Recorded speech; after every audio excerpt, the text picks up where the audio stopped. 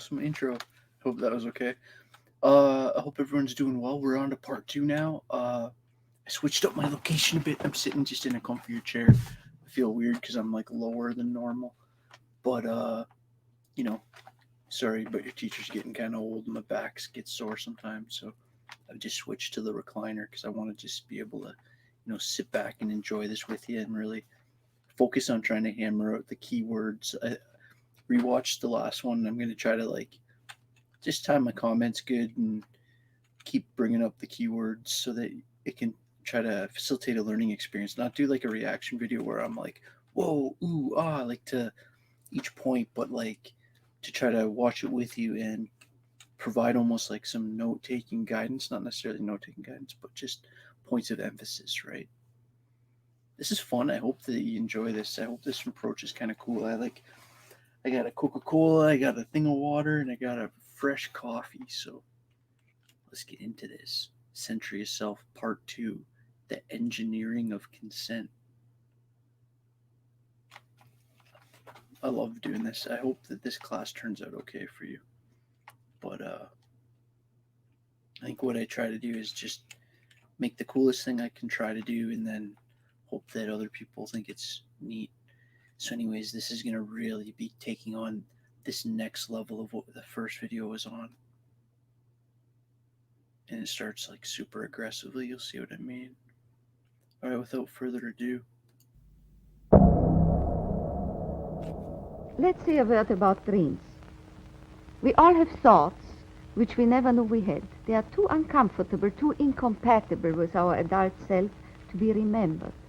Yet they are often disturbing, rumbling under the surface like lava in a volcano.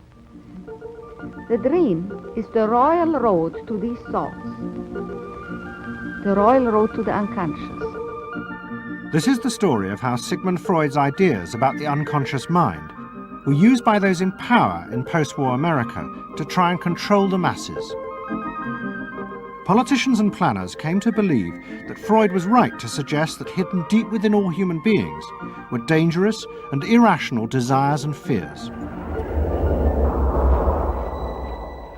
They were convinced that it was the unleashing of these instincts that had led to the barbarism of Nazi Germany. They showed this at the end of the last one too. To stop it ever happening again, they set out to find ways to control this hidden enemy within the human mind.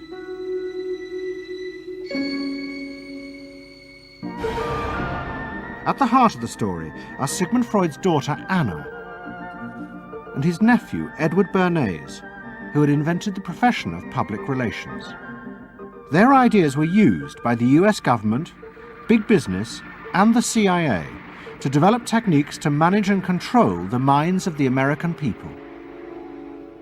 Those in power believed that the only way to make democracy work and create a stable society was to repress the savage barbarism that lurked just under the surface of normal American life.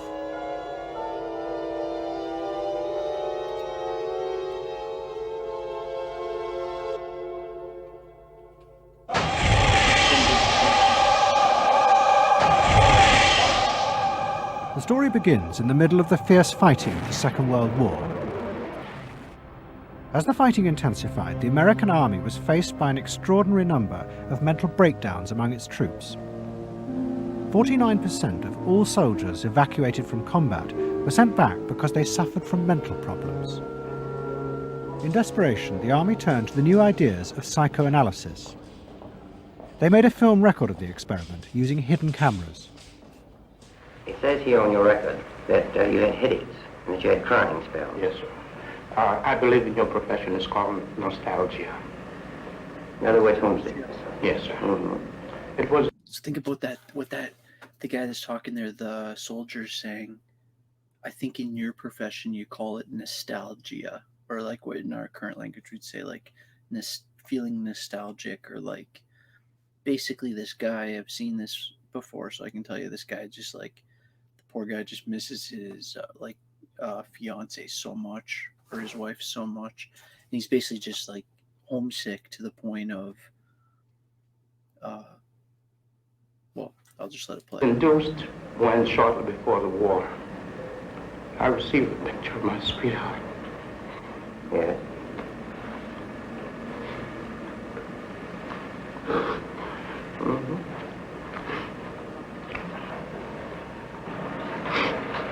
I'm sorry, I can't continue. That's all right. It was the first time that anyone had paid such attention to the feelings and anxieties of ordinary people. At the heart of the experiment were a number of refugee psychoanalysts from Central Europe. They worked with American psychiatrists to guide and shape the project. When I first came to America, I worked in the psychiatric service with soldiers trying to rehabilitate them. And I traveled in the train from the East Coast to the West Coast. I was enormously curious what goes on in all of those little towns that the train is passing.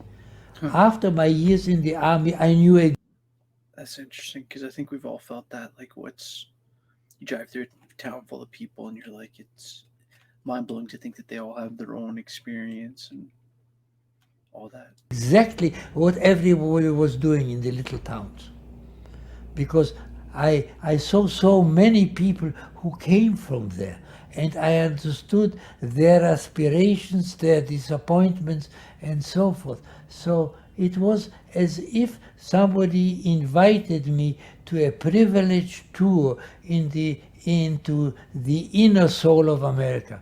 I'm not doing this deliberately, so Of course please you're believe me. not. I do believe you. A display of emotion is sometimes very helpful. I hope so, sir. Sure, it gets it off the chest. Well, sir, to be perfectly honest with you, I'm very much in love with my sweetheart. She has been the one person that gave me a sense of importance, and that through her cooperation with me, we were able to surmount so many obstacles. Take it easy now, just talk to... The psychoanalysts used techniques developed by Freud to take the men back into their past. They became convinced that the breakdowns were not the direct result of fighting. The stress of combat had merely triggered old childhood memories. The stress of... Yeah, so notice this Freudian aspect, right? That the stress is triggering this basically repressed childhood memory. These were memories of the men's own violent feelings and desires, which they had repressed because they were too frightening. Think deeply. Let's go back. When was it To the psychoanalysts, it was overwhelming proof of Freud's theory that underneath human beings were driven by primitive, irrational forces. You want that? World War II was a major shattering experience because I discovered the enormous role of the irrational in the lives of most people. Yeah, that I can say, that I learned that the The primitive irrational forces, that's basically like the Freudian idea of like sexuality, aggression. Well, both of those are the two huge classic Freudian ones, which are definitely, I think, what he's talking about here. ratio between the irrational and the rational in America is very much in favor of the irrational. That there is much greater unhappiness, much more suffering, much more. A sadder country than one would imagine it from the advertisements that you get. A much more problematic country. Right, so this is a guy that came, a guy that's coming from basically like Eastern Europe to America, and saying like, you would think from what people hear about America that people would be happier, but they're not. It's an interesting reflection. Victory in the Second World War was celebrated as a triumph of democracy. But in private, many policymakers were worried about the implications of the analysis of the soldiers. It seemed to show that underneath every American were irrational, violent drives. What had happened in Germany seemed to bear this out. The complicity of so many ordinary Germans in mass killings during the war showed just how easily these forces could break through and overwhelm democracy.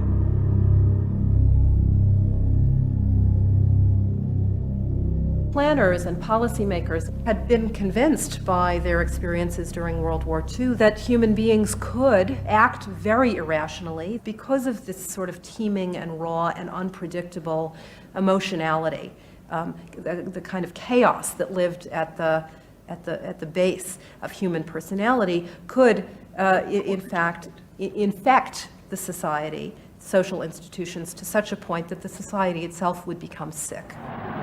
That's what they believe happened in Germany, in which the irrational, the anti-democratic, went wild. It was a vision of human nature as incredibly destructive, and they were terrified that Americans would in fact behave that way, or were capable of behaving that way, and they wanted to avoid a rerun of that. So what is needed is a human being that can internalize democratic values so that they are not shaken with the storm. And psychoanalysis carried in it the promise that it can be done. It opened up new vistas as to how the inner structure of the human being can be changed so that he becomes a more vital, free supporter and maintainer of democracy. The psychoanalysts were convinced they not only understood these dangerous forces, but they knew how to control them too. They would use their techniques to create democratic individuals, because democracy left to itself failed to do this.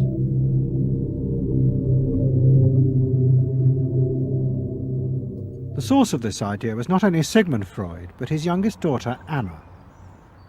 She had fled with her father to London before the outbreak of war. And after he died, Anna Freud became the acknowledged leader of the world psychoanalytic movement. Boom. She's Okay. That's a good thing to have in your notes. Acknowledged leader of the world.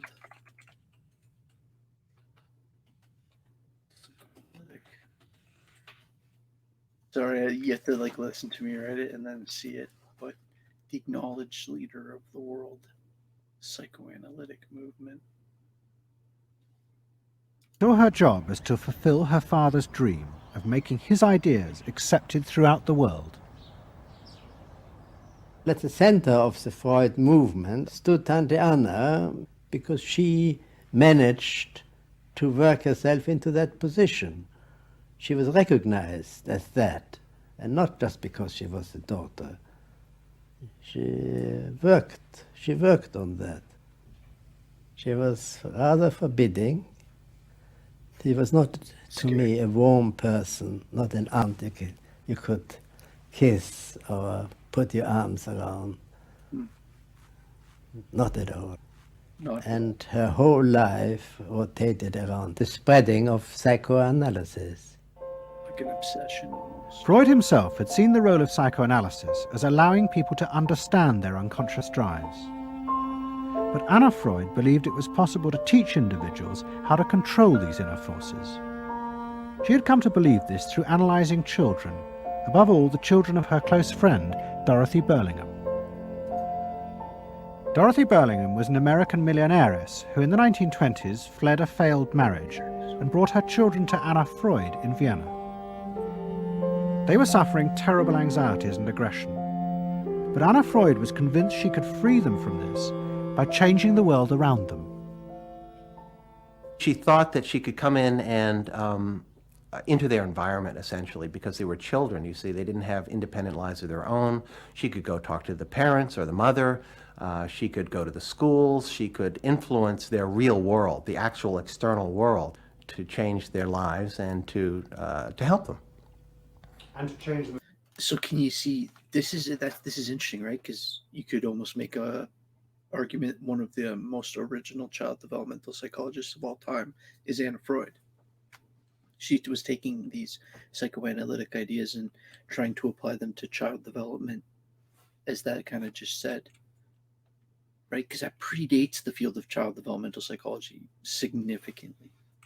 So it's a pretty interesting tidbit of the history of the field that a lot of you are really interested in. So that's kind of where one of the places where Anna Freud fits in this complex puzzle. But again, another complex person, which you'd kind of expect from Freud's daughter, who's also this massive intellectual giant. Those people? I think that was part of what her idea was, is that she felt that she could change them. From her analysis of the Birmingham children, Anna Freud developed a theory of how to help them control their inner drives. She believed that if, as well as psychotherapy, they were also encouraged to adapt to a good family and social environment, then the conscious part of their mind, the ego, would be strengthened in its struggle to control the unconscious. Anna Freud's aim was simply to help the children. But it was always the psychoanalyst who decided what was the right environment and the appropriate behaviour for the children. And often as not, this reflected the social mores of the time.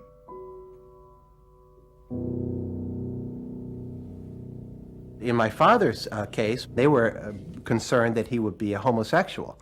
And so a lot of their efforts went into preventing or trying to stop my father from becoming a homosexual. Whether or not he would have or did, or, it's unknown to me. Why did they want to stop him? Because they felt it was abnormal. It wasn't a normal way to develop. They wanted to have him develop along lines that society recognized to be normal, because if they didn't, then you're going to be under the control of forces that you don't understand, that you're not even aware of. Yeah, they're talking The about analysis seemed to be a great success. Edward Bernays was heavily. It's such a sad history how he was treated publicly related to his sexuality. I didn't immediately catch that they were talking about Edward Bernays there, but this is it's such a complex story, because this is also the story that by the time we go, it's basically the story of the last 100 years or so, and this is the story of the development of psychology in the last 100 years of cultural history and everything. It's all so interconnected. And in the 30s, The Century of Self, right? The title of the film. the Birmingham children had returned to America. They settled down to happy married lives in the suburbs. What they didn't realise was that their experience was about to become a template for a giant social experiment to control the inner mental life of the American population. Sorry, I think I might have just confused there, because there's a similar story, because one of the Birmingham children boys just said something similar that made me think of a piece of biographical information about Edward Bernays, and I think I might have just crossed those stories. So we're 18 minutes in. I'm not going to restart this, but just if there's a factual error there, it's that I mixed up the one Birmingham child that was sort of psychosocially trained by Anna Freud with Bernays, who would have been Anna Freud's sister's kid. You'd almost have to just draw the family tree and it would be kind of clear. In 1946, President Truman signed the National Mental Health Act.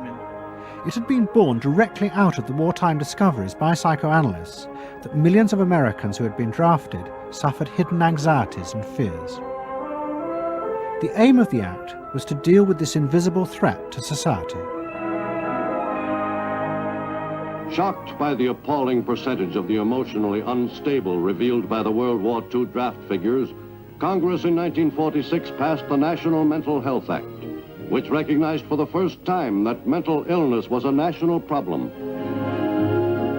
Keenly aware of the tremendous problems ahead is Dr. Robert H. Felix, director of the vast new project. A primary objective of the National Mental Health Program is to increase our fund of scientific knowledge about mental health and about mental illness. We're not doing this. Why? Because there are all too few skilled mental health workers. Two of the principal architects of the Act were the Menninger brothers, Carl and Will. I hope I said this in the last one, once or twice, so I'll only say this once in this one, but what's cool about this guy, Adam Curtis's documentaries, is he does this combination of direct interviews, footage of the people he's talking about, mixed in with time, contemporary footage from that time period, mixed in with his narration, and I find such an effective method of storytelling. Will had run the wartime psychotherapy experiments, and now he and his brother began to train hundreds of new psychiatrists. The Menningers were convinced that it would be possible to apply Anna Freud's ideas on a wide scale, and to adults as well as children. The psychiatrist's job would be to teach ordinary Americans how to control their unconscious drives. Psychoanalysis could be used to make a better society. They said psychoanalytic thinking could make for the betterment of society because you could change the way the mind functioned.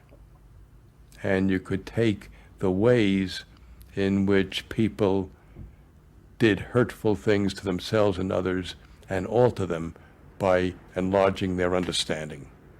And this was the vision psychoanalysis brought. That you could really change people. That you could really change people. And you could change them almost in limitless ways. In the late 40s, a vast project began in America to apply the ideas of psychoanalysis to the masses. Psychological guidance centres were set up in hundreds of towns. They were staffed by psychiatrists who believed it was their job to control the hidden forces inside the minds of millions of ordinary Americans. Yes, I need something done. I need some help. Did you have any particular teachers that you liked, any sort? I liked all my teachers except one, I remember. What was the trouble with this one? I don't know, she just scared me most of the time. Holler at me and I'd run outside and vomit. I hate my brother. Loathe him. Despise him. At the same time, thousands of counsellors were trained to apply psychoanalysis. Like, this footage is some of the rarest and oldest, and like, think of these are like almost like instructional videos of what people thought counseling was in its like earliest days, right? So it's like easy to be in 2021 hypercritical of stuff, but it's like it's also important to kind of understand the progression and understand that like now they're actually trying to think, like they're trying to understand like what is the therapeutic process basically to try to actually do something like, well, I said that I had that quote on before, that you could actually change people. Like, what does that actually mean psychotherapeutically? Analysis to marriage guidance. And social workers were sent out to visit people's homes and advise on the psychological structure of family life. Behind all this was the fundamental idea of Anna Freud's, that if people were encouraged to conform to the accepted patterns of family and social life, then their ego would be strengthened. They would be able to control the dangerous forces within them. When your emotions control your actions, it affects not only yourself, but the people around you. And if this sort of flare-up is repeated often, it might lead to a permanently warped personality. You can control the fire of your emotions so that your personality becomes more pleasant. So we expect that someone who's been through that experience to be much more insightful, much more understanding, and a much better regulated person. And what happens to the dog? And regulation includes being able to let go, as it were, to enjoy a football game or a soccer game.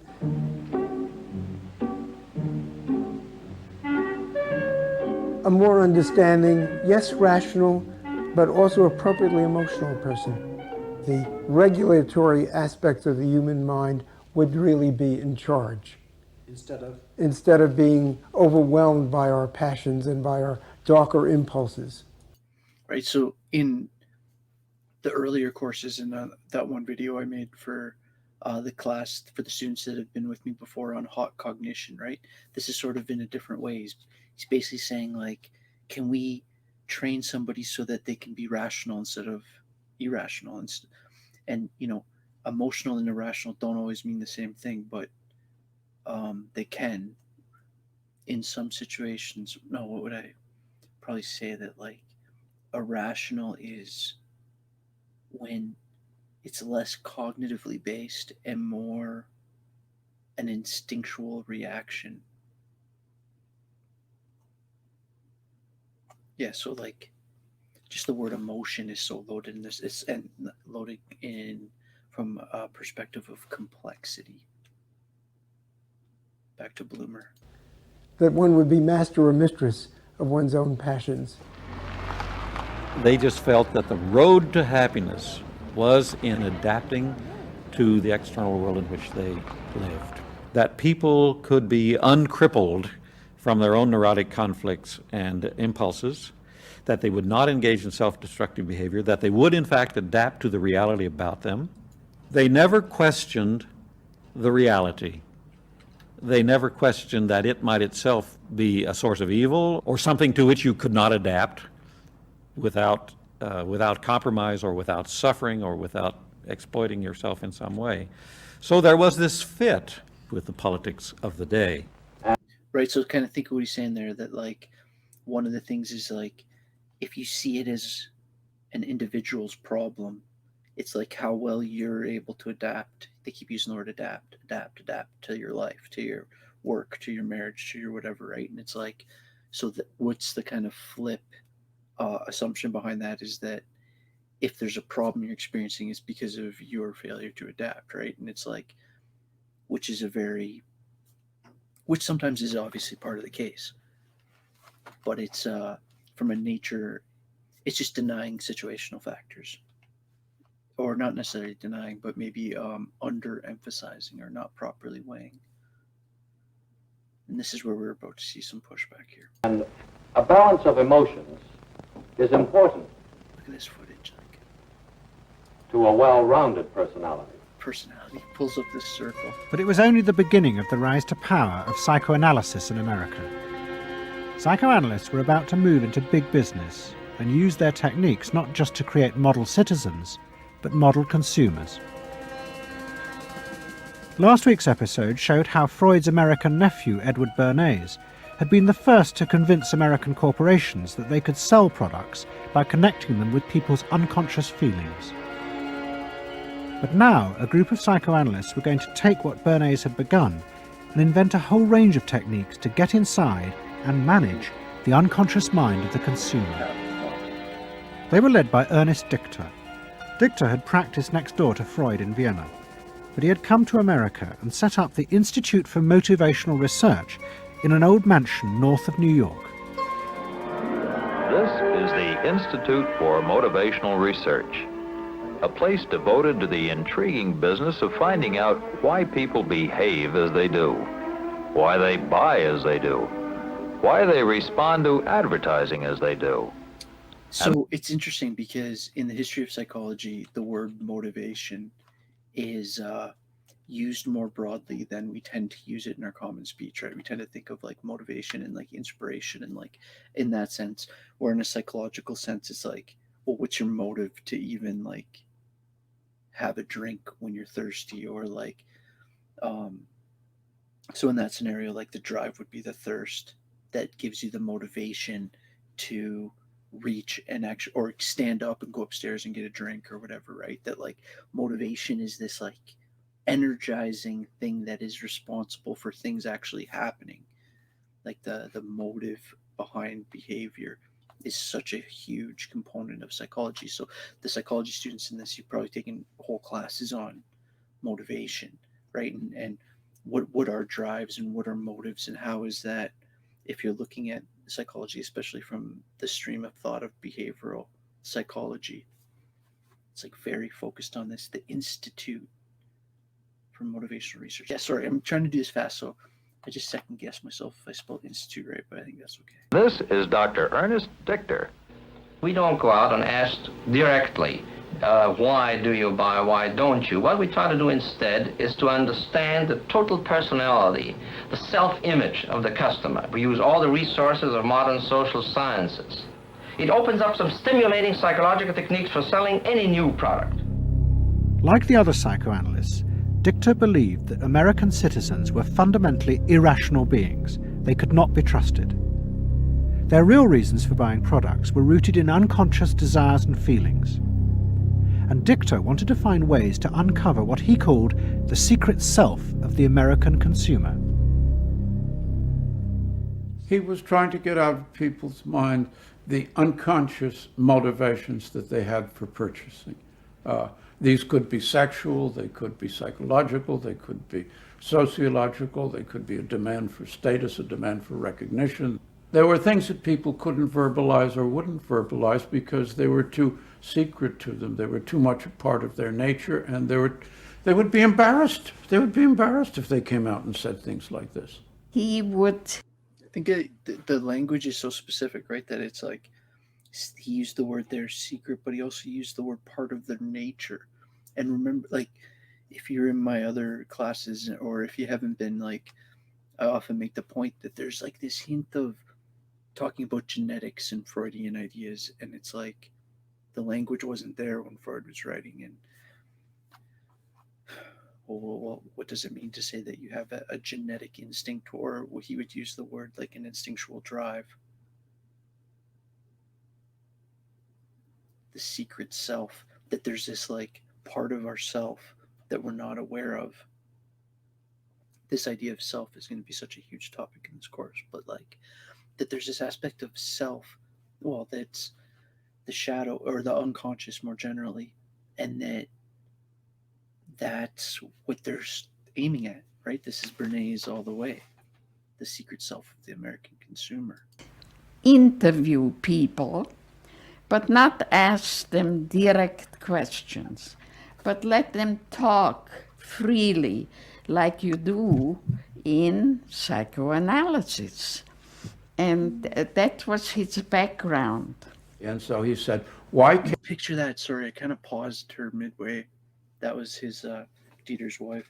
But this is like, think of what he just said, or what she just said, is like, the idea is to start approaching things like business meetings as if you're actually doing psychoanalysis with the person you're working with. As if you're bringing this like therapeutic understanding into this different arena. Can't we have a group therapy session about products? All right? Group therapy session about products. So Dichter built this room up above his garage, and he said we can have psychoanalysis of products. They can actually act out and verbalize their wants and needs.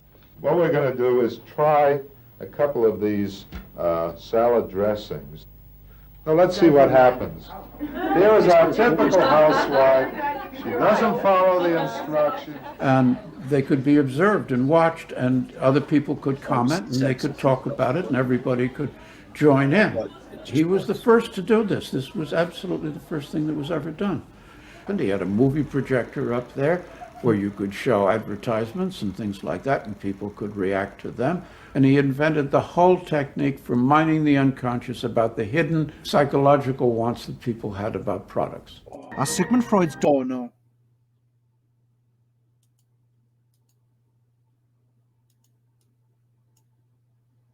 Where's that? Right about...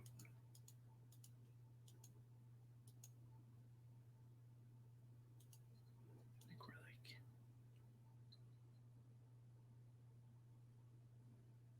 Sorry about that. We were right around here. Okay, this is where we had the focus group. Oh, it was something about the hidden psychological wants. I was going to write that down. Sorry, I got to be careful because this player inside this thing is a little bit... Verbalize their wants and needs. What we're going to do is try a couple of these this minute or so. salad dressings. Now let's see what happens. Here is our typical housewife. She doesn't follow the instructions. And they could be observed and watched, and other people could comment, and they could talk about it, and everybody could join in. He was the first to do this. This was absolutely the first thing that was ever done. And he had a movie projector up there where you could show advertisements and things like that, and people could react to them. And he invented the whole technique for mining the unconscious about the hidden psychological wants that people had about products. That's what I wanted. This became the focus group. It works! Dichter's breakthrough came with a focus group study he did for Betty Crocker Foods. Betty Crocker. Like many food manufacturers in the early 50s, they had invented a new range of instant convenience foods. But although consumers had told market researchers they would welcome the idea, In fact, they were refusing to buy them. The worst problem was the Betty Crocker cake mix. Dichter did a series of focus groups where housewives free associated about the cake mix. He concluded that they felt unconscious guilt at the new image being promoted of ease and convenience. In other words, he understood that the barrier to the consumption of the product was the housewife's feeling of guilt about using it. They basically, on one hand, wanted to make it easy for themselves, but they felt guilty about it. So what you've got to do in those circumstances is remove the barrier being guilt. The way you do that is to give the housewife a greater sense of participation. And how do you do that? By adding an egg. Simple as that. As simple as that. Dichter told Betty Crocker to put an instruction on the packet that the housewife should add an egg. It would be an unconscious symbol, he said, of the housewife mixing in her own eggs as a gift to her husband, and so would lessen the guilt. Betty Crocker did it, and the sales soared. My cake is ready. The consumer may have basic needs that the consumer himself or herself doesn't fully understand. You have to know what those needs are in order to fully exploit the consumer. Did you hear that? That was the key. I'm going to write that for you. You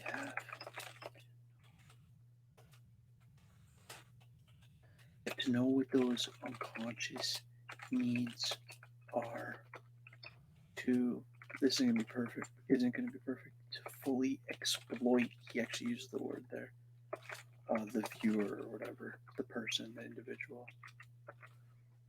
But this is basically what he said, right? Sorry that the play thing kind of covers it, but you have to know what the unconscious needs to fully exploit the viewer. So notice how it's not like they're saying, oh, you want to feel like you did something so you can do this. It's like they're not saying what they're doing. They're almost talking past the person to the person's like insecurities or something. And that's just one example. They do it with guys in different ways, and to women in some ways, and to couples in some ways, and to company. Like it's what you're seeing. What I'm trying to show with Bernays is like it's something that can be turned and aimed at almost anything. This idea of, well, people say it, but sometimes don't grasp the depth of like what it means to say, like Freud's idea of the unconscious mind is one of the biggest ideas of all time. And what we're seeing here is what happens when people with different intentions take Freud's ideas, and when the intention isn't just to do psychotherapy with people and help people, but when the intention is, well, to understand people's minds for other purposes.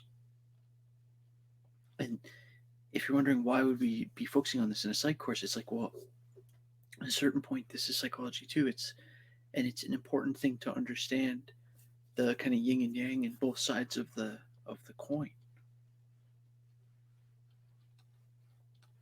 My cursor, here we go. Is it wrong to give people what they want by taking away their defenses, helping remove their defenses? It seems so much longer than last year. It is. Nearly 4 inches longer in some models. Oh. Dichter's success led to a rush by corporations and advertising agencies to employ psychoanalysts. They became known as the Depth Boys, and they promised to show companies how to make millions by connecting their products with people's hidden desires. Dichter himself became a millionaire, famous for inventing slogans like "a tiger in your tank." Even the marketing of the Barbie doll came from a children's focus group. And so it goes. But that is intense because my daughter is like completely obsessed with Barbie. So intense to think that even that, and it makes sense because that's like one of the biggest kids' toys of all time. but see how the connection with product is. And all these things are so interconnected. And this is like, people say this in a different context, but the psychology is like a parent discipline, meaning that it influences all these other fields. And that's true theoretically, but it's also true application practically wise. Richter was convinced that this was far more than just selling. Like Anna Freud, he believed that the environment could be used to strengthen the human personality. And products had the power both to sate inner desires and give people a feeling of common identity with those around them. It was a strategy for creating a stable society. Richter called it the strategy of desire. To understand a stable citizen, you have to know that modern man quite often tries to work off his frustrations by spending on self-gratification. Modern man is eternally ready to fill out his self-image by purchasing products which complement it. If you identify yourself with a product, it can have a therapeutic value. It improves your self-image, and you become a more secure person, and you have suddenly this confidence of going out in the world and doing what you want successfully. Ernest believed that that would then improve the whole of our society and become the best society on this planet.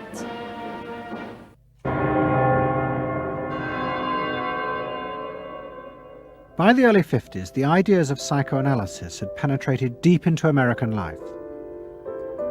The psychoanalysts themselves became rich and powerful. Many had consulting rooms overlooking Central Park in New York.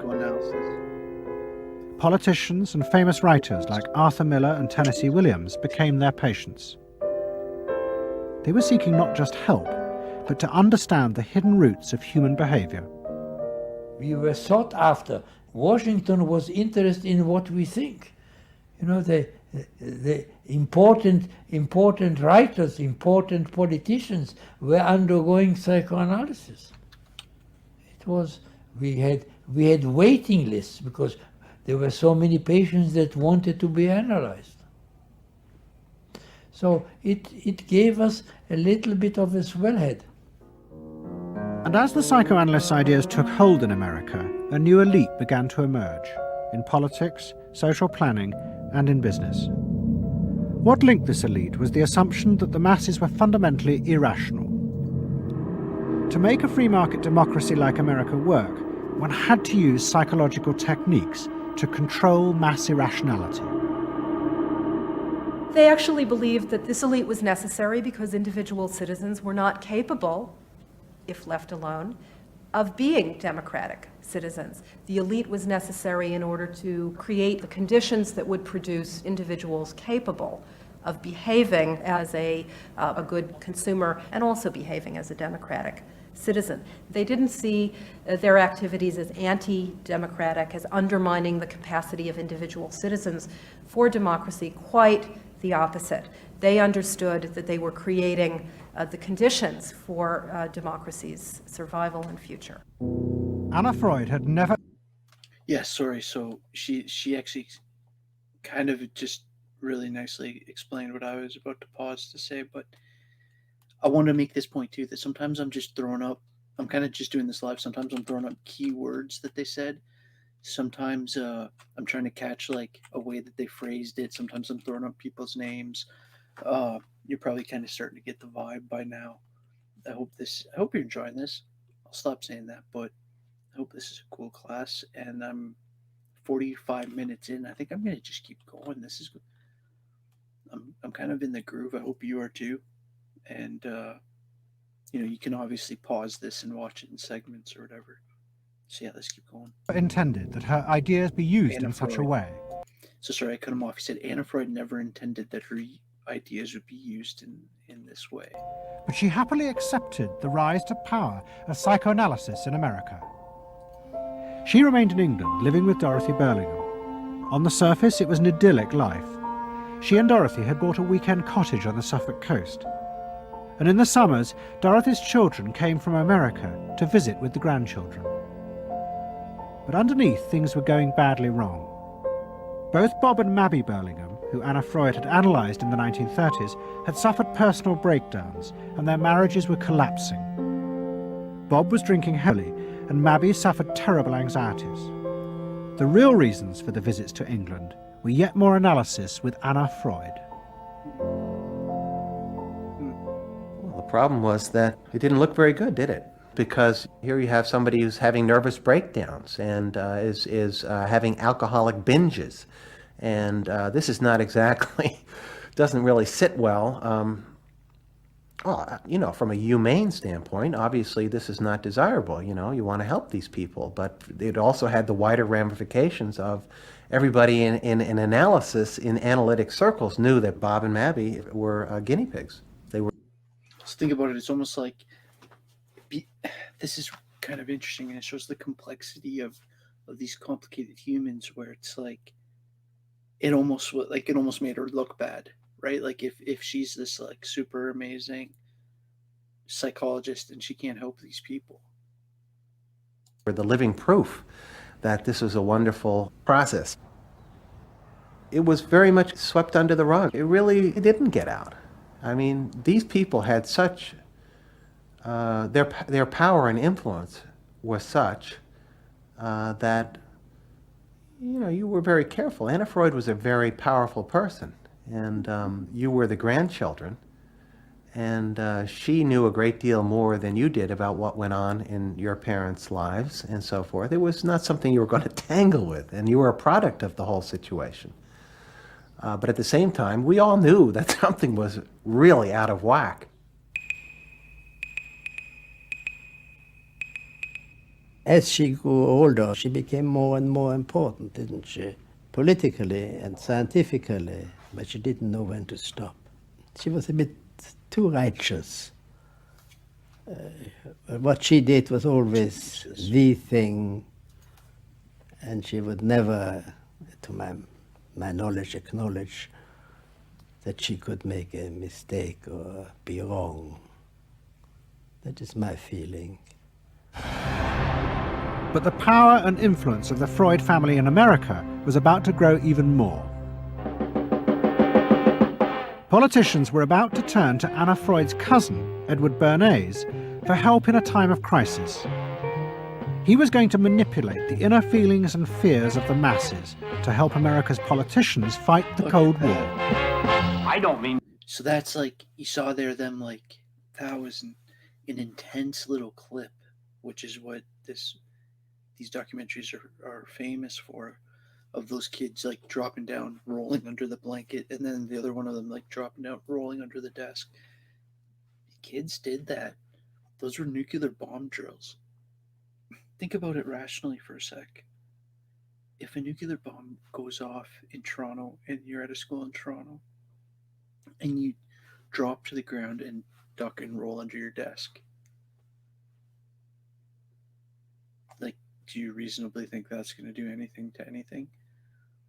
But the reason they did it wasn't because they had some like false idea that like a desk would prevent you from like a nuclear holocaust, which is what the fear was at that time. And I used the term nuclear holocaust specifically to mean the fear that they had during the Cold War between the States and Russia of actually ending life through nuclear engagement.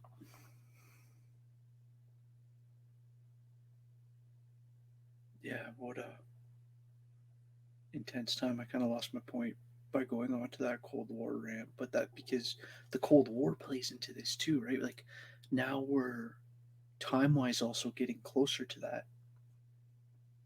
And in some ways they're in it, right? Because in some ways it's right from the end of World War II to the 80s almost. It's like I forget when you actually technically ended, the late 80s. So yeah, just there's so many layers that you could see to this, and Freud and Bernays are playing a role in all of it. To say, and no one can say to you that there are no dangers. Of course there are risks if we are not vigilant, but we do not have to be hysterical. In 1953, the Soviet Union exploded its first hydrogen bomb, and the fear of nuclear war and communism gripped the United States. Those in power became concerned about how to reassure the population. Committees were set up and public information films made, appealing for calm in the face of new threats, like nuclear fallout. It's the fallacy of devoting 85% of one's worrying capacity to an agent that constitutes only a... Look, so the rant I went on before and lost my point was about the kids going under the desks and about how that was about like psychologically having the kids feel like there was something they could do. They weren't completely out of control, that there was like something they could do to improve the chances of success, and that's actually important for the psychology. But look, they're actually showing this like 85% of your worry shouldn't be about whatever, right? Like, it's interesting to see these wartime videos. About 15% of an atomic bomb's destroying potential. At this point, Edward Bernays was living in New York. In the 1920s, he had invented the profession of public relations and was now one of the most powerful PR men in America.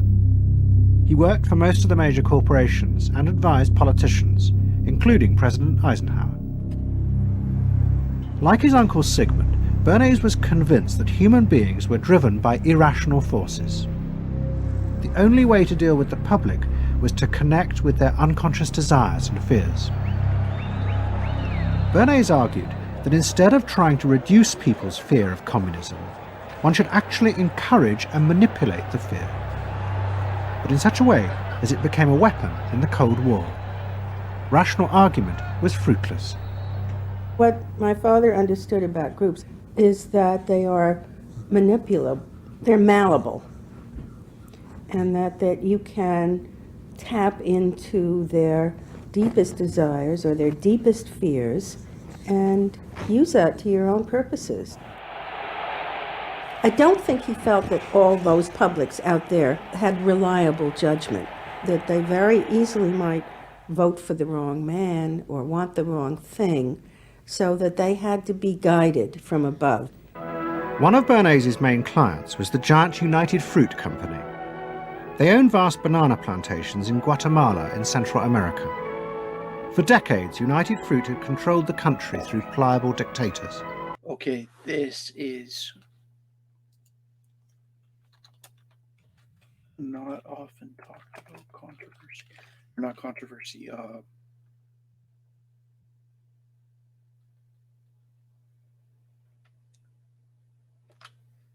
just something that happened that was brutal. So if you were to Google it, it's the I put food, sorry.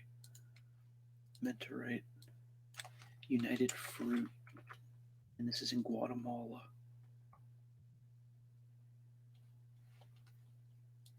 It was known as a banana republic. But in 1950, a young officer, Colonel Arbenz, was elected president. He promised to remove United Fruit's control over the country. And in 1953, he announced the government would take over much of their land. It was a massively popular move, but a disaster for United Fruit, and they turned to Bernays to help get rid of Arbenz. United Fruit brings in Bernays, and Now think about that. So United Fruit's a company in Guatemala, and a multinational company, so not a Guatemala-based company necessarily. In there, the people demand that they want the land back. The company panics and goes to Edward Bernays. So again, like, think of how many scenarios are interconnected in this, because obviously this is going to be directly related to like kind of foreign relations between the States and Central America. This is like this whole incident is related to the United Fruit Company.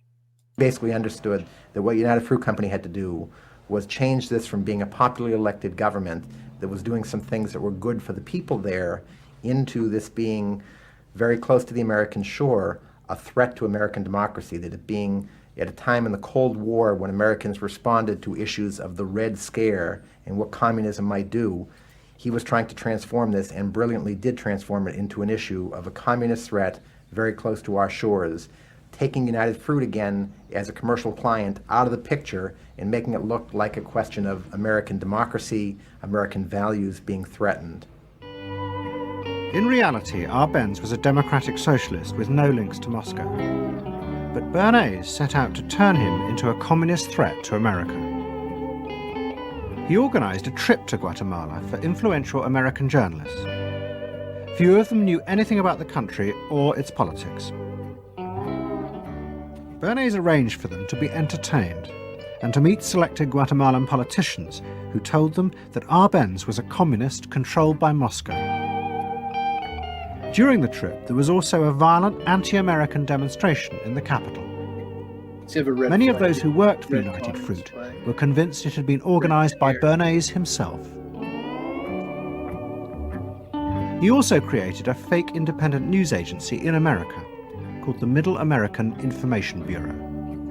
It bombarded the American media with press releases saying that Moscow was planning to use Guatemala as a beachhead to attack America. All of this had the desired effect. In Guatemala, the Jacob Arbenz regime became increasingly communistic after its inauguration in 1951. Communists in the Congress and high governmental positions controlled major committees, labor and farm groups, and propaganda facilities. They agitated and led in demonstrations against neighboring countries and the United States. What was profoundly new in terms of what Bernays did is he took this menace to our backyard in Guatemala. For the first time, we saw Reds a couple hundred miles from New Orleans who Eddie Bernays had us believing were a true threat to us, that it was going to be a Soviet outpost in our backyard. So notice, like, what was happening in Guatemala didn't really change. Edward Bernays' role wasn't to go to Guatemala and change anything. His role was to change the story being told about what was happening. Don't focus it on the people in Guatemala wanting back what's theirs. Focus it on how the government has ties with an enemy that we already don't like. So notice how it's the communism, right? So keep in mind, like Vietnam, the Korean War, heavily associated with this idea of, well, again, like I'm not trying to simplify because all these things have a million factors, but the American philosophical idea of stopping the spread of communism is a piece of it. And this is what this Red Scare idea is, right? During the McCarthy era, where like the States was almost like paranoid about being infiltrated by Soviet spies, the Red Scare. So red refers to like I kind of already said this, but the flag, the Soviet flag, the USSR, which is like the geographic area of Russia, but the USSR is what it was called, like specifically during this time period, the United Soviet Socialist Republic. I might have switched Soviet and Socialist, but this is the time period we're talking about, Cold War. But what Bernays was doing was not just trying to blacken the Arbenz regime. He was part of a secret plot. President Eisenhower had agreed that America should topple the Arbenz government, but secretly. The CIA were instructed to organize a coup. Working with the United Fruit Company, the CIA trained and armed a rebel army and found a new leader for the country called Colonel Armas. The CIA agent in charge was Howard Hunt, later one of the Watergate burglars.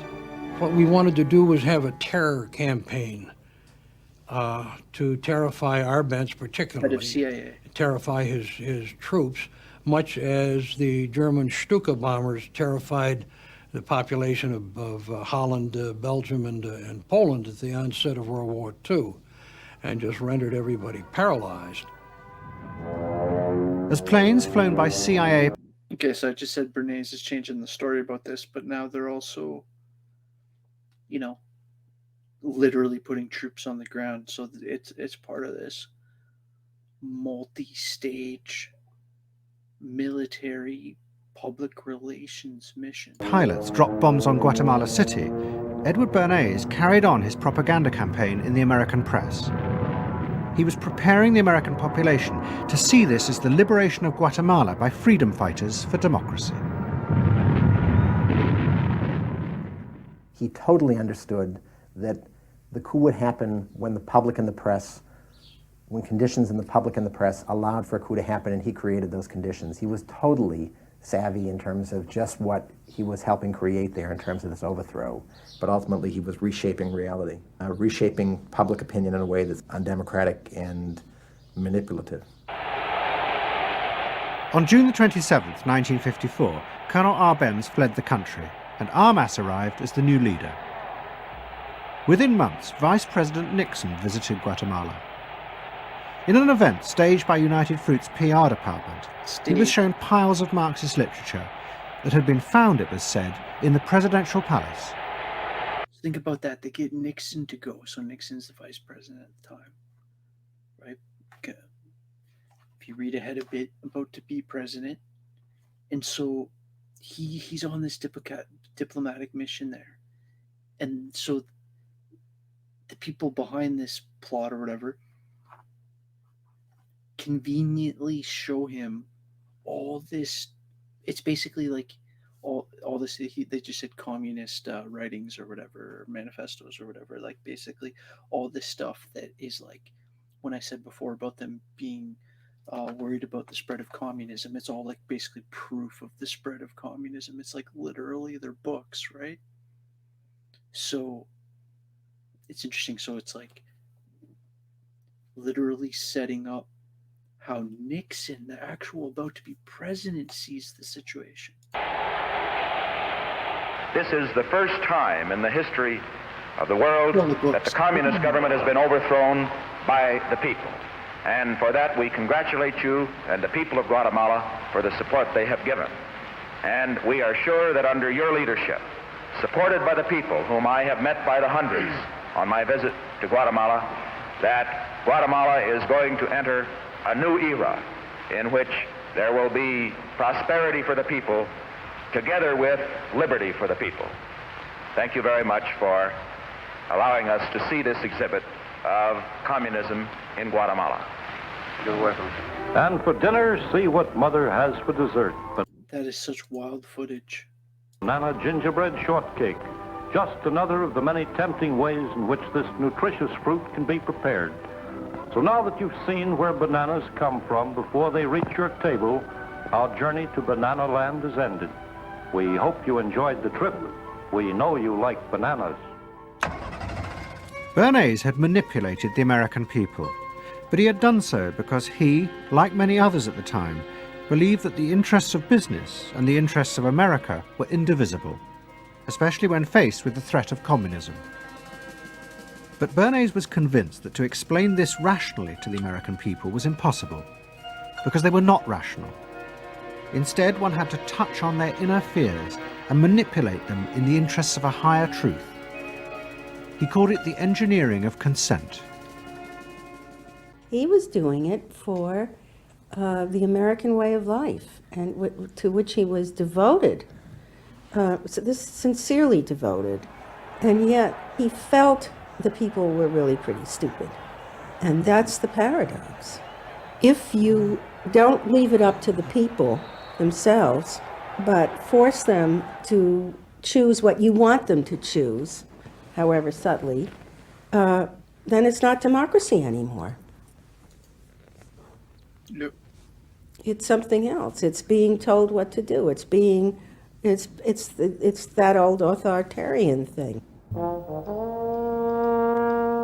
But the idea that it was necessary to manipulate the inner feelings of the American population in the interests of fighting the Cold War now began to take root in Washington. Above all, in the CIA, who were going to take it much further. They were concerned that the Soviets were experimenting with psychological methods to actually alter the memories and feelings of people, the aim being to produce more controllable citizens. It was known as brainwashing. Psychologists in the CIA were convinced that this really might be possible, and that they should try to do it themselves. The image of the human being that was being built up at that particular time was that there was a great deal of vulnerability in every human being, and that vulnerability could be manipulated to program somebody to be something that I wanted them to be, and they didn't want to be. that you could manipulate people in such a way that they could be automatons, if you will, for whatever your own purposes were. This was the image that people... Automatons means like, just like a, well, that they're just like a zombie. thought was possible. In the late 50s, the CIA poured millions of dollars into the psychology departments of universities across America. They were secretly funding experiments on how to alter and control the inner drives of human beings. The most notorious of these experiments was run by the head of the American Psychiatric Association, Dr. Ewan Cameron. Like many psychiatrists at that time, Cameron was convinced that inside human beings were dangerous forces which threatened society. But he believed that it was possible not just to control these forces, but actually remove them. He thought that psychiatry should not just concentrate on sick people, mentally ill, but should actually go into government, that politicians should listen to psychiatrists. Psychiatrists should be in every parliament and should direct and monitor political activities, because they knew in a rational, scientific way what was good for people. Cameron had set up a clinic in a hospital in Montreal called the Allen Memorial. It is now long since closed down. Cameron took patients who suffered a wide range of mental problems. His theory was that these resulted from forgotten or repressed memories. But he was impatient with the idea of using psychotherapy to uncover them. Instead, he would simply wipe them. Cameron used drugs, including LSD, and the technique of ECT, electroconvulsive therapy. It was conventionally used at that time to relieve depression. But Cameron was going to use it in a new way, to produce new people. He was really using it to try and change the fundamental function of the individual, to alter their past memories, their past ways of behaving. And as I think he said at one point, it is to just sort of erase everything from their past so that you then had a slate in which you could record new ways of behavior. And so he used massive doses of shock. So just think LSD and ECT basically means, well, drugs and shock treatment to the brain. People receiving several shocks a day, and over a course of time, hundreds of ECT treatments, so that they were just reduced to a sort of a very primitive vegetable state. I don't remember what happened to me. I was introduced to Dr. Cameron, and I don't remember Dr. Cameron at all. I don't remember any of that. They shipped me up to what they called the sleep room, and they gave me all of these electroconvulsive shock treatments and megadoses of drugs and LSD and all of that, and I have no memory of any of that. Nothing of that time of the Allen Memorial or any of my life previous to that. All gone, wiped. And then having depatterned somebody or brought them down to where basically nothing but the essential functions of the body were going on in terms of breathing and things of this nature. Then he would begin to feed material into these individuals, positive material, such that the brain would be programmed in a positive way, so that the individual would be completely altered. Then he put these tapes under our pillows called psychic driving. He would then put back into this empty brain a program of whatever sort he decided upon, and the people like myself would wake up another person, I guess. In fact, Cameron's experiments were a complete disaster. All he managed to produce were dozens of individuals with memory loss, and the ability to repeat the phrase, "I am at ease with myself." And it was not an isolated case. Almost all the experiments the CIA funded were equally unsuccessful. Despite their ambitions, American psychologists were beginning to find out how difficult it was to understand and control the inner workings of the human mind. We had been really chasing a phantom, if you will, an illusion, that the human mind was more capable of manipulation from the outside by outside factors than it is. We found out that the human being is an extremely complex thing. There were no simple solutions. But you've just got to bear in mind that these were very strange times.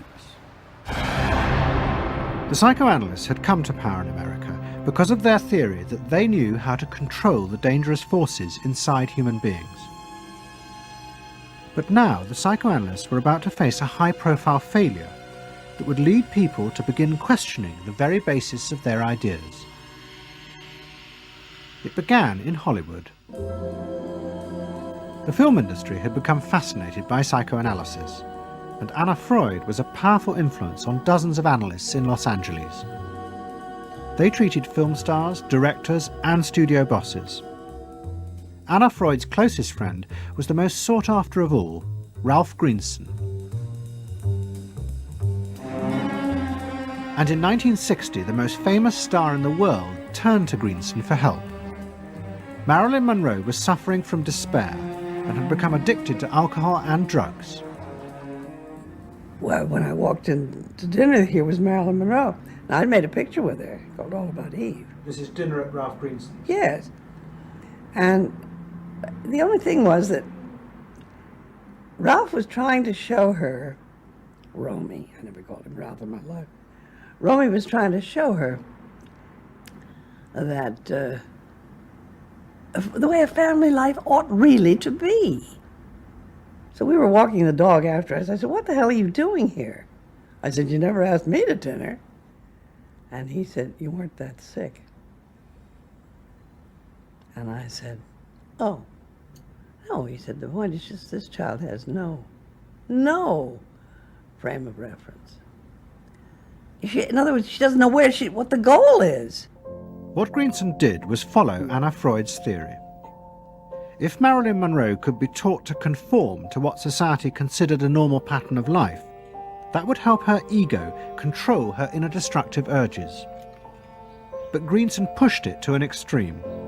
Notice this Anna Freud idea that keeps coming up over and over of like, the more that the ego is strengthened, that's like the way to control this other stuff. That like the more the person, and this is one of her big contributions to understanding ego psychology, is this idea of like, and that's actually an idea of hers. If you were to Google Anna Freud ego psychology, that like the stronger you get that ego, that scent, that what later Jung will call like the self, the more authentic and stronger that becomes. That's almost like your defense against defense mechanisms, against these impulsive motives. Persuaded Monroe to move into a house nearby that was decorated like his own. He then took her into his own family life, and he, his wife, and his daughter played at being Monroe's own family. Greenson himself would become the model of conformity. And so this someone whom she regarded as important and whom she idealized, if he turned out to be a very gratifying father figure, her ego would benefit from that. That was the theory. His wife and children, everyone was... Also notice this is like way before there's like discussion of like therapist boundaries and all that stuff, obviously. It's again like this, like obviously like she's like living with the therapist. But again, this is in the early days of psychology, I guess. It's so interesting that like Marilyn Monroe, like one of the biggest actresses, popularity wise of like all time, is also directly tied in with this story. Involved in. They were strengthening the person. They were strengthening the mind. They were strengthening the agent that controls inner life against adversity, against insufficiency, against too much frustration. So that Marilyn Monroe would no longer be a helpless person looking for love. She'd have enough love. But despite all his efforts, Greenson was unable to help Marilyn Monroe. On August the 5th, 1962, she committed suicide in her house. The suicide shocked many in the analytic community, including Anna Freud. And high-profile figures in American life, who had previously been enthusiasts for psychoanalysis, now began to question why psychoanalysis had become so powerful in America. Was it really because it benefited individuals? Or had it in fact become a form of constraint in the interests of social order? The critics included Monroe's ex-husband, Arthur Miller. My argument with so much psychoanalysis is the preconception that suffering is a mistake, or a sign of weakness, or a sign even of illness, when in fact, possibly the greatest truths we know have come out of people's suffering. That the problem is not to undo suffering or to wipe it off the face of the earth, but to make it inform our lives, instead of trying to cure ourselves of it constantly and avoid it. And avoid anything but that lobotomized sense of what they call happiness. There's too much of an attempt, it seems to me, to think in terms of controlling man rather than freeing him, of defining him rather than letting him go. Mm-hmm. And it's part of the whole ideology of this age, which is power mad. Hey, have you heard about the crazy new way to send a message today? It's flashed on a screen, too quick to see, but still you get it subliminally. At the same time, an onslaught was launched on the way psychoanalysis was being used by business to control people.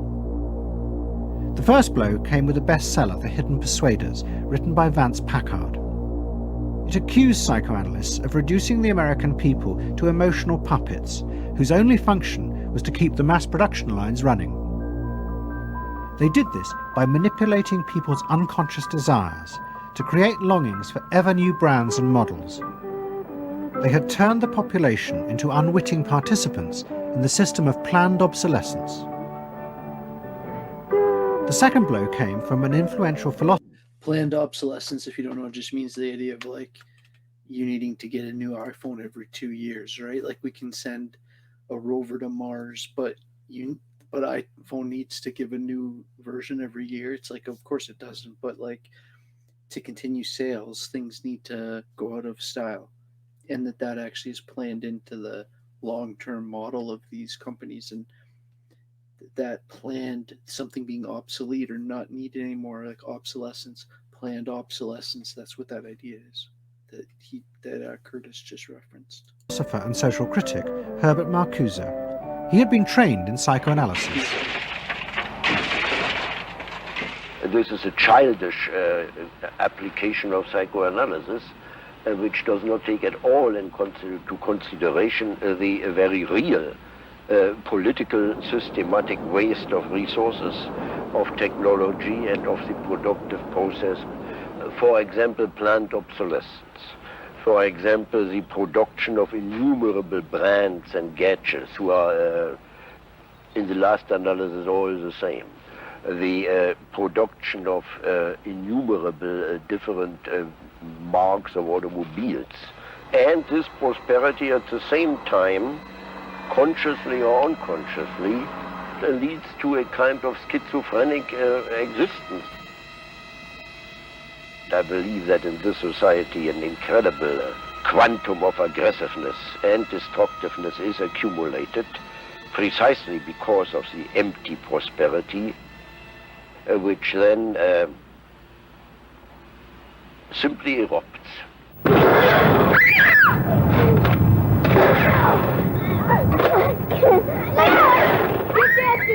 Marcuse's argument was not simply that psychoanalysis had been used for corrupt purposes, it was more fundamental. Marcuse said that the very idea that you needed to control people was wrong. Human beings did have inner emotional drives, but they were not inherently violent or evil. It was society that made these drives dangerous, by repressing and distorting them. Anna Freud and her followers had increased that repression by trying to make people conform to society. In so doing, they made people more dangerous, not less. Marcuse challenged that social world, and he said that's a world that should not be adapted to. And in fact, what the individual was adapting to was corrupt and evil and corrupting. Right, so you're going to see Marcuse, who I'm not a huge fan of in general, but because of, so he's about to try to change what you're seeing here is this move. Well, maybe it's not the individual, maybe it's the society that's sick, and there's a point to it. There's definitely a point to it. But yeah, Marcuse is a really complex figure. I wonder. It's going to be interesting to kind of see how it plays in here.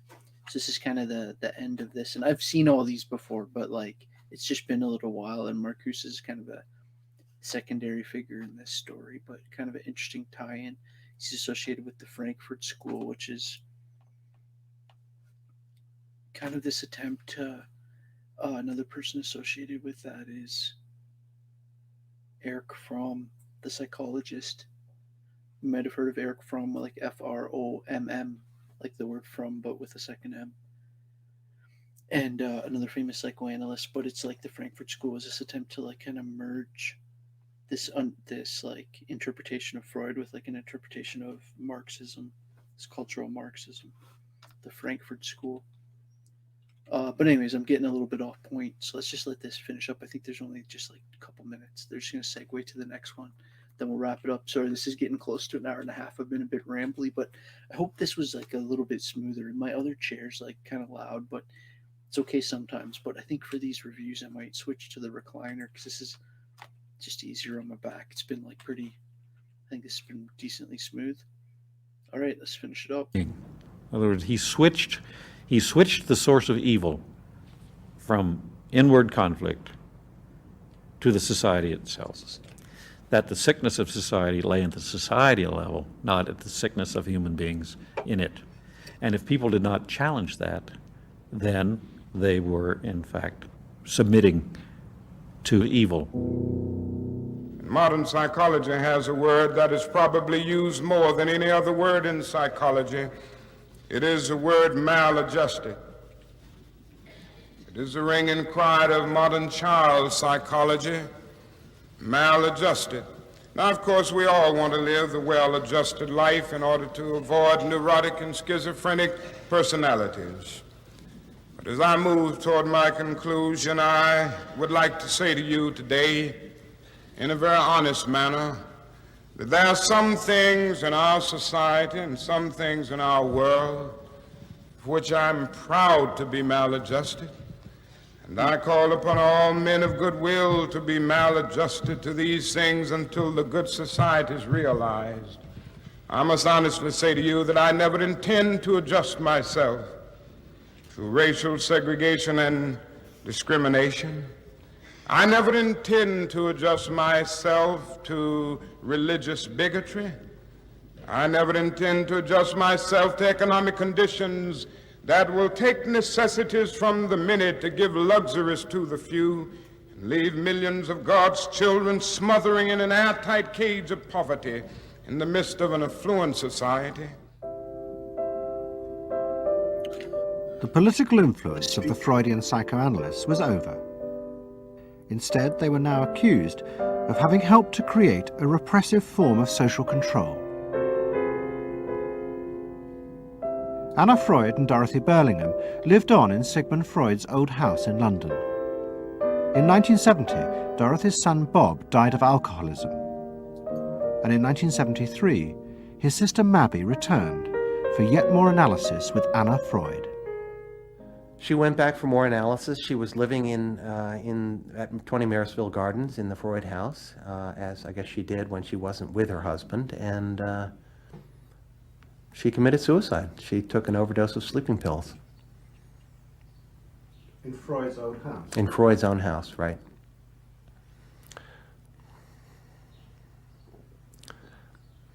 So, I mean, the obvious, there are a lot of implications that one can draw from that, and I just think she happened to reach the end of the rope there. Although it would seem to be a very pointed act. Obviously, suicide is a very politicized act, and to do it in Sigmund Freud's own house is certainly different from doing it in Riverdale back in New York.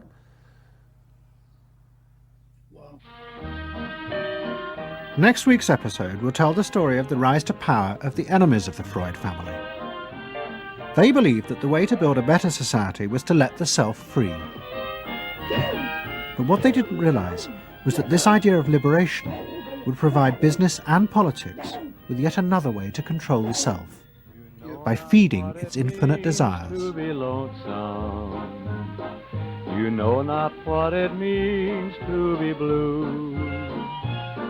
Someday you'll realize and pay for all those lies. Then you'll know what it means to be blue. There are some strange stages in the history of psychology, and some of this expressive emotion, rage therapy, all this kind of emotion-based therapies are, I'm sure Adam Curtis has dug out some, I kind of forget what specific clips he shows, but it was a really kind of interesting time, because now remember, this is like culturally, like this is like Woodstock time, this is 60s, this is the kind of flower love culture of like the rock and roll. Well, Woodstock's like the best way to explain that culture. So yeah, hope you enjoyed that. That was part 2. Part 3 coming, or by the time you see this, it's probably already done. It's just the next one in the playlist. So hope that one was cool, and cheers and take care. Have a good day.